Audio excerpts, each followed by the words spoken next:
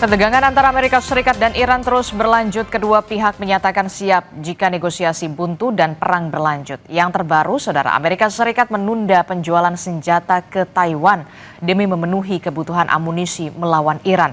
Apakah ini sinyal perang benar-benar akan berlanjut? Kita akan diskusikan bersama dengan dua narasumber saya melalui sambungan daring. Pertama ada dosen kajian ketahanan nasional dari Universitas Indonesia, Bung Stanislaus Rianta, serta ada guru besar hukum internasional Fakultas Hukum UGM, Bapak Heribertus Jaka Triana. Selamat pagi Bapak-Bapak, Assalamualaikum. Selamat pagi Mbak. Iya, saya ingin ke Bung Stanis dulu. Bung Stanis, ini kalau kita lihat Amerika Serikat sampai terpaksa menunda untuk menjual amunisinya ke Taiwan. Apakah ini menjadi sinyal bahwa memang Amerika Serikat akan serius menggempur Iran ataukah ini hanya cywar semata? Ya, saya melihat ini cywar dan ini SOP standar. Ketika negara sedang dalam kondisi mau perang atau rencana perang, maka penjualan senjata termasuk penjualan amunisi itu akan dikurang-kurangi karena mereka memerlukan stok ya.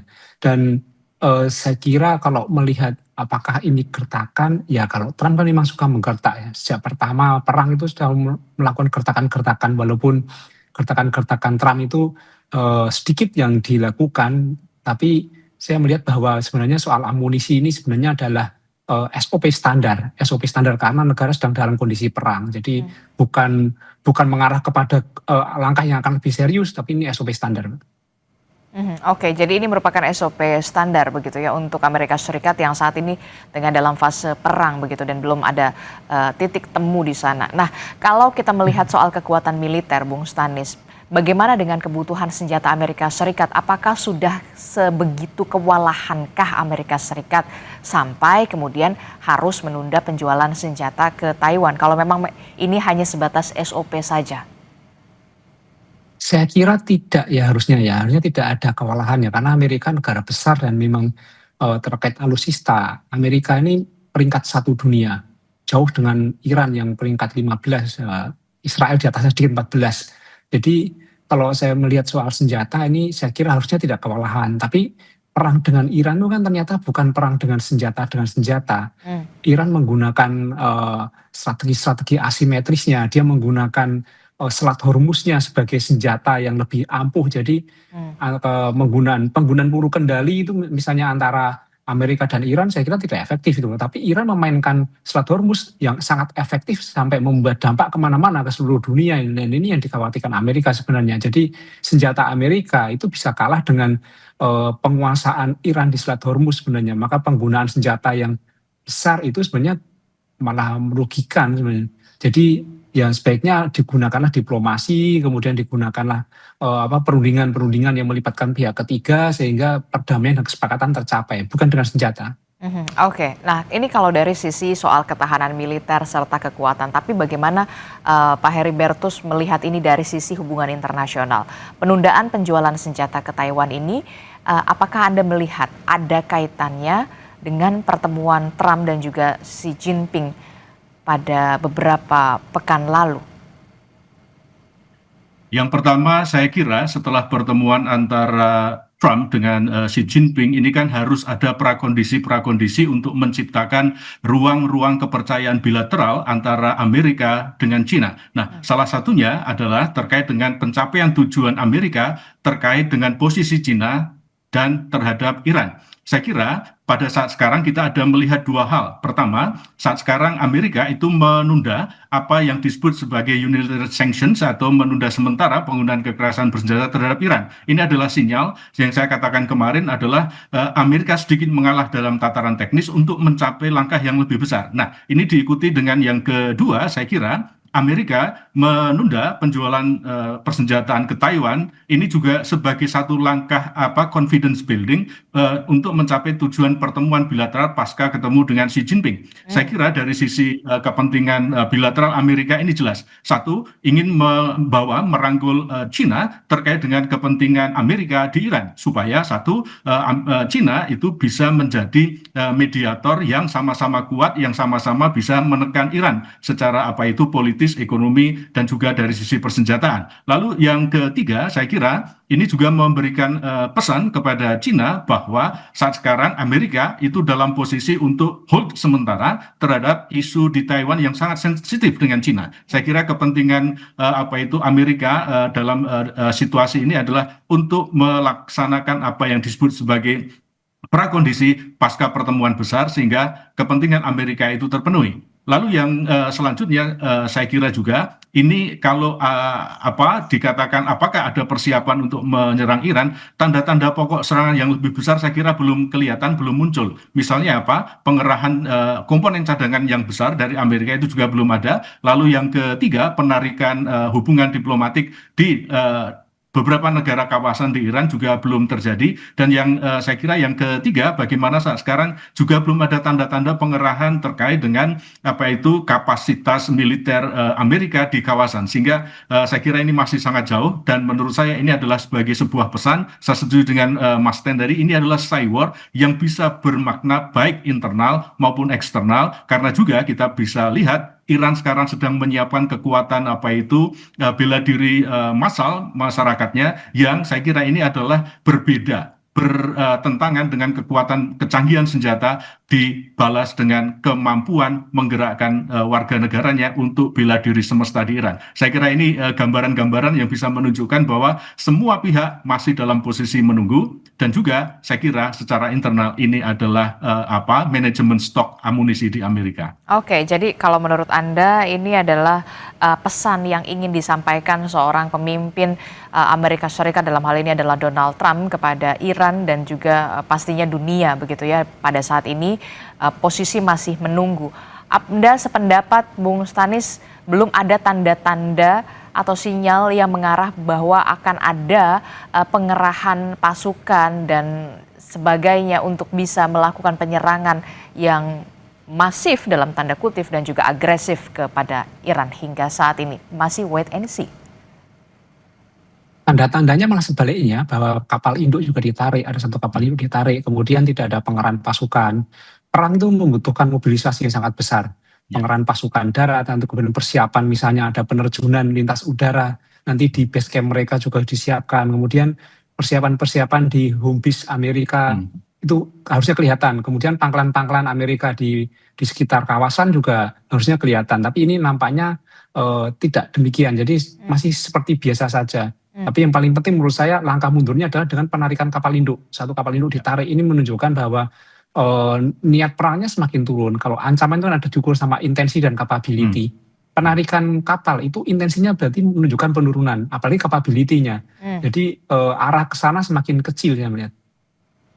Oke, penarikan kapal induk itulah menjadi salah satu tanda yang bisa dibaca, sinyal-sinyal yang bisa dibaca dengan sikap Amerika Serikat. Apakah ini menjadi momentum yang pas menurut Pak Heribertus untuk bisa pihak ketiga masuk antara Amerika Serikat dan juga Iran? Dalam hal ini kita tahu beberapa hari yang lalu Presiden Xi Jinping dan juga Presiden Rusia Vladimir Putin melakukan pertemuan. Saya kira saat sekarang memang ini menjadi sebuah pertaruhan yang besar dalam kerangka geopolitik internasional. Apa yang disampaikan oleh Xi Jinping bersama Presiden Vladimir Putin itu kan secara tegas, secara lugas menyatakan bahwa penggunaan kekerasan bersenjata Amerika terhadap Iran itu adalah illegal under international law. Saya kira ini menjadi satu indikator secara internasional bahwa saat sekarang tarik-menarik permainan geopolitik dunia itu kan sudah kelihatan sekali. Bahwa saat sekarang China dengan Rusia itu ada di belakangnya Iran, Amerika dengan Israel itu juga menjadi satu kubu tersendiri yang saat sekarang itu menjadi tarik-menarik yang saling over and receiving. Nah, saya kira saat sekarang juga itu sudah menjadi sebuah kulminasi bahwa pihak ketiga dalam hal ini mereka yang bersifat non partisan dalam kedua belah ini bisa menunjukkan itikat baik mereka untuk mengusulkan usulan-usulan yang sifatnya itu adalah redefinisi terkait dengan 3 isu utama yang deadlock, yaitu nuklir, Hormuz, dan juga unilateral sanctions. Saya kira sanksi unilateral Amerika itu sudah mulai menurun juga. juga, lalu penggunaan Hormuz itu juga sudah mulai kelihatan tanda-tanda penurunannya dan bisa digunakan untuk kepentingan banyak pihak. Tapi yang masih deadlock itu adalah terkait dengan pengayaan uranium, yang ini menjadi hak dari Iran, yang selalu menjadi harga mati buat Iran. Tapi kan dari sisi Amerika, pengayaan uranium itu diminta untuk dinolkan sampai batas tidak ada pengayaan uranium, yang ini juga ditolak. Nah, deadlocknya saat sekarang ada di titik itu sementara. Soal amunisi Amerika Serikat, apakah benar-benar akan serius menyerang secara masif kepada Iran, begitu? Iran sendiri sudah dalam tanda kutip ya standby saat ini posisinya. Kalau Bung Stanis melihat bagaimana sebenarnya kekuatan militer Amerika saat ini sampai kemudian harus amunisi ditahan atau di hold, walaupun tadi Anda mengatakan ini adalah SOP. Ya harusnya kalau melihat peringkat Amerika itu tidak ada masalah soal senjata. Sangat gampang harusnya Amerika untuk mengalahkan Iran. Tapi ini kan masalahnya bukan symmetric war, tapi ini asymmetric war. Sehingga bukan hanya dengan senjata, tapi dengan hal-hal lain, ada komponen-komponen lain, ada faktor lain yang tidak mudah perang itu bisa menang. Gitu.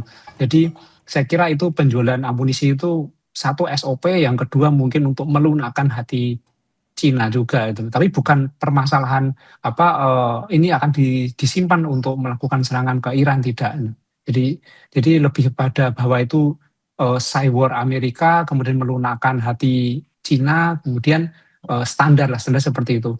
Tapi kalau soal alusista, kalau ini hanya perang simetrik, itu Amerika harusnya tidak ada kesulitan, karena mereka memang negara yang mempunyai standar militer sangat tinggi dan dia mampu mempunyai industri alusista yang sangat baik, saya kira.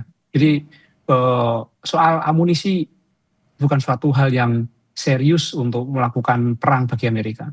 Oke, kalau Prof Jaka sendiri melihat bagaimana kalau dari sisi internal atau domestik Amerika Serikat sendiri?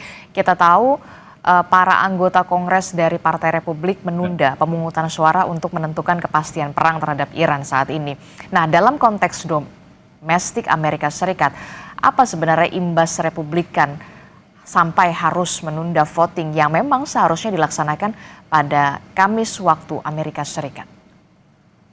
Saya kira apa yang terjadi adalah untuk kepentingan politik dalam negeri, kontestasi antara Partai Republikan dengan Partai Demokrat untuk menghadapi pemilu sela November 2026. Saya kira apapun yang terjadi eksternal itu kan akan berdampak terhadap kepentingan elektoral di level domestik. Nah, saya kira untuk prakondisi ini bagaimana saat sekarang Donald Trump itu juga melakukan apa yang disebut sebagai branding, imaging, terkait dengan apa yang dia lakukan sebagai kebijakan luar negeri terhadap Iran, terhadap Israel, terhadap Cina, terhadap Taiwan, dan juga di halaman belakang Amerika terkait dengan isu Kuba, Venezuela, dan lain sebagainya. Konsolidasi eksternal ini saya kira saat sekarang sedang dilakukan oleh Donald Trump untuk menguatkan apa yang disebut sebagai sentimen positif terkait dengan kebijakan Partai Republikan untuk memenangkan kontestasi politik di level domestik. Dan saya kira ini kita bisa melihat tanda-tandanya bahwa Partai Demokrat juga mengendorkan quote unquote serangan kepada Partai Republikan, yang saya kira semuanya mengambil ancang-ancang, mengambil posisi untuk menentukan arah dan juga menentukan pilihan paling tepat untuk, sekali lagi kalau kita lihat kontestasi antara dua partai politik di Amerika ini kan internally driven by better arguments either di dalam konteks kerangka politik internal maupun politik eksternalnya. Driven by better political option, saya kira ini sedang dimainkan oleh kedua belah pihak untuk mencapai apa yang disebut sebagai pilihan-pilihan rasional bagi pemilihnya. Oke, terakhir Prof Jaka, kalau Anda melihat dengan adanya pertemuan antara Presiden Tiongkok Xi Jinping dan juga Presiden Rusia Vladimir Putin, apakah nanti keduanya akan menghasilkan keputusan-keputusan yang bisa signifikan? Dalam hal ini adalah antara Amerika Serikat dan juga Iran, ataukah kemudian kedua negara ini tetap berada di belakang Iran tanpa ikut campur urusan Amerika Serikat dan Iran? Berpotensi yang mana kemungkinannya? Saya kira dua negara ini tergantung secara ekonomi dan natural resources dari Iran yang menghidupi ekonomi mereka. Nah, secara formal memang antara Xi Jinping dengan Trump itu kan bahasa-bahasa diplomasinya itu kan sangat-sangat apa itu ambigu gitu ya dalam kerangka mencapai kepentingan mereka. Tapi setelah pertemuan dengan Putin ini kan kelihatan jelas sekali bahwa saat sekarang Rusia dan Cina itu betul-betul melakukan apa itu pressure secara formal terkait dengan penggunaan kekerasan bersenjata yang bisa berdampak terkait dengan pilihan-pilihan politik di sistem hukum internasional dan hubungan internasional di PBB misalnya. Nah, saat sekarang bagaimana Amerika juga melihat indikator terkait dengan keterikatan Amerika dengan Israel untuk sama-sama menahan diri terkait dengan penggunaan kekerasan bersenjata di Iran. Nah, ini juga menjadi indikator yang saya kira bisa menentukan langkah-langkah alignment ataupun apa itu disalignment antara kepentingan masing-masing negara ini untuk sekali lagi menggunakan Iran sebagai apa itu isu utama untuk menentukan langkah-langkah politik, ekonomi, sosial, budaya, pertahanan, keamanan dari tiga blok yang paling gede di dunia ini yang memiliki apa yang disebut sebagai privilege di dalam pembuatan pelaksanaan hukum dan hubungan internasional misalnya di PBB, di kawasan dan lain sebagainya. Oke, terakhir untuk Bung Stanis, apa yang ada dalam benak Presiden Amerika Serikat Donald Trump saat ini ketika menghold amunisinya tidak menjual kepada Taiwan, strategi apa menurut Anda kemungkinan exit strategi yang akan dilakukan Amerika Serikat selanjutnya terhadap Iran? Saya melihat bahwa ini terjadi semacam kebuntuan dalam 2 bulan terakhir ini bagaimana Amerika bisa mengakhiri perang dengan Iran. Karena kalau kita melihat bahwa isu pertama kali yang diluncurkan Amerika adalah soal senjata nuklir. Tapi ternyata sampai hari ini juga Iran tidak menggunakan itu dan makanya Amerika tidak bisa membuktikan bahwa ternyata ada senjata nuklir. Sehingga Amerika yang sudah 3 bulan berperang menghabiskan 500 triliun, ini kan cukup besar sekali dananya, maka harus keluar dari perang ini dan apa yang menjadi strategi itulah sekarang yang akan dipikirkan Trump supaya nanti tidak berdampak pada pemilu pada akhir tahun ini. Oke, kita akan lihat apa strategi yang akan dimainkan oleh Presiden Donald Trump untuk bisa kemudian mengamankan market dan juga mengamankan politik dia, posisi dia di Amerika Serikat. Terima kasih dosen kajian ketahanan nasional dari Universitas Indonesia, Bung Stanislaus Rianta, serta ada Guru Besar Hukum Internasional Fakultas Hukum UGM, Profesor Heribertus Jakatriana. Terima kasih Bapak-Bapak, sehat selalu. Assalamualaikum, selamat pagi. Sehat selalu.